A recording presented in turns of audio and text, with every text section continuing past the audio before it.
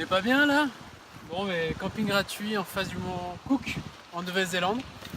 Et aujourd'hui, je vais vous parler du logement et du transport. Donc, vous le savez bien, le transport et le logement, c'est les principaux postes de dépenses. Et donc, une des solutions, c'est de faire deux en un. Et donc, nous, on a fait différentes solutions. On a fait voiture plus tente aux États-Unis.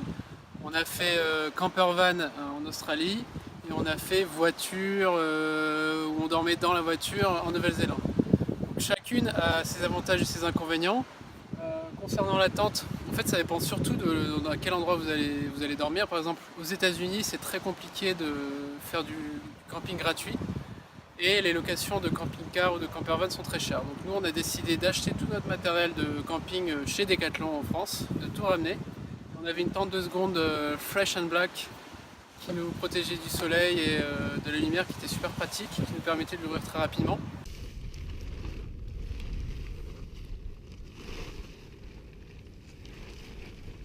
Yay! Donc on a fait ça pendant un mois et demi et ça nous est revenu beaucoup moins cher qu'une location de camper van ou que des hôtels. Sachant que les hôtels sont quand même pas très chers aux États-Unis, mais les campings sont à peu près autour de 20 $, donc ça reste quand même moins cher. Après, voilà, c'était en été et on est quand même vachement moins isolé dans une tente. Donc si vous avez l'habitude des tentes, c'est super. Sinon, prenez l'option voiture motel ou camping-car si vous avez les moyens. Ensuite, en Australie, on a loué un camper van. Donc c'est un van. Vous pouvez se mettre dedans. Et donc là, on était beaucoup mieux. On avait de la place, on avait un frigo, on avait une kitchenette à l'intérieur et on avait une table à l'intérieur. Donc ça, ce qui est très pratique, c'est quand il pleut et quand il fait froid, vous pouvez manger dedans. Pas besoin d'aller dans un restaurant. C'est beaucoup plus facile de faire des campings gratuits ou sauvages avec un camper van parce que vous n'avez pas le problème de météo, de froid, etc. Donc nous c'était très pratique. Alors nous en plus on avait des vélos de notre triathlon dedans, donc c'était pratique d'avoir beaucoup d'espace. Mais c'était vraiment très confortable.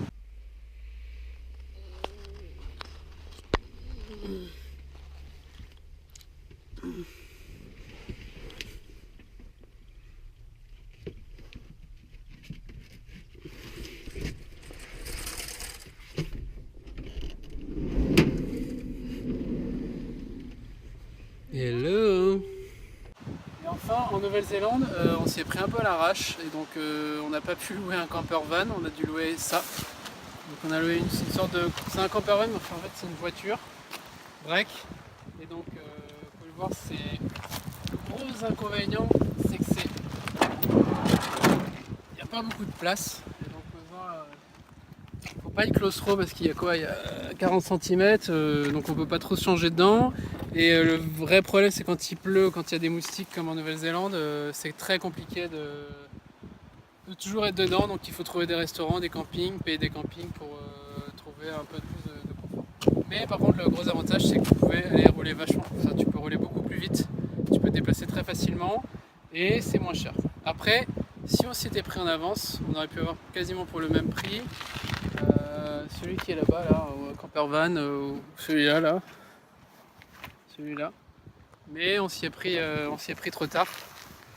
Donc voilà, moi si on devait refaire, on ferait la même chose. On s'y prendrait juste un peu en avance sur la Nouvelle-Zélande pour pouvoir louer un camper van. Après la question, c'est ce que vous devez louer ou acheter. Nous on a fait sur des périodes assez courtes. On a fait 2 mois en Australie, on a fait 3 semaines en Nouvelle-Zélande. Donc sur ces périodes-là, moi je ne recommande pas d'acheter à part si vous êtes un pro de la mécanique. Pour moi, il faut acheter si vous avez le temps. Si vous avez le temps et que si vous y connaissez un peu, si vous restez 4-5 mois dans le pays minimum, là vous avez le temps de faire une bonne affaire, d'acheter hors saison et de revendre en saison, notamment en Australie par exemple. Il ne faut jamais acheter de décembre à février. Mais si vous achetez avant et vous vendez pendant cette période-là, vous pouvez faire des bonnes affaires. Après, nous on n'a pas pris le risque, mais c'est une solution intéressante. Après, il y a une autre option, c'est camping-car. C'est très cher. Après, si vous avez des enfants ou si vous avez vraiment les moyens, c'est encore plus confortable. Mais c'est un peu moins cool. Donc, c'est à vous de voir. Moi, je pense qu'on le refera si un jour on a des enfants. Mais aujourd'hui, le meilleur compromis, ça reste le camper van. Après, c'est de trouver le moins cher possible. Et voilà. Donc après, comment réserver Google, forcément, vous passez par Internet. Moi pour les États-Unis, je suis passé par un site de location entre particuliers qui s'appelle Turo, T-U-R-O.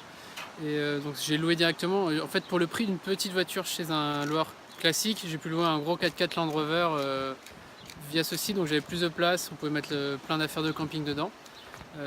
Ensuite, à Hawaï, je suis passé par rentalcars.com.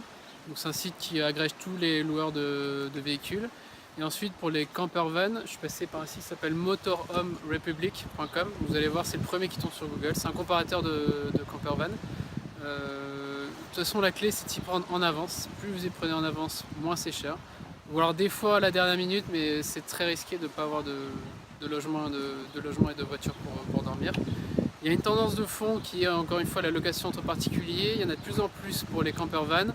Après, vérifiez juste qu'il y ait bien une assurance mécanique. Parce que nous, par exemple, on a un problème mécanique sur notre campervan en Australie, un problème moteur, et donc on a appelé le lendemain, le problème était réglé, on n'a rien payé. Donc moi je conseille de passer quand même par des sites si les prix sont assez similaires. Une autre chose, un bon plan aussi, évitez de louer le matériel qu'ils vous proposent, genre les tables et chaises.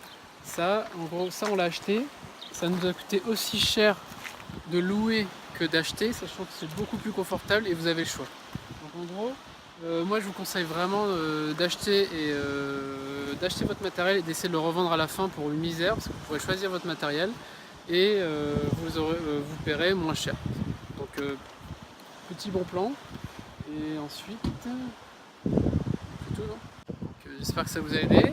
Et nous on va aller finir notre petit vin et profiter de ce coucher de soleil.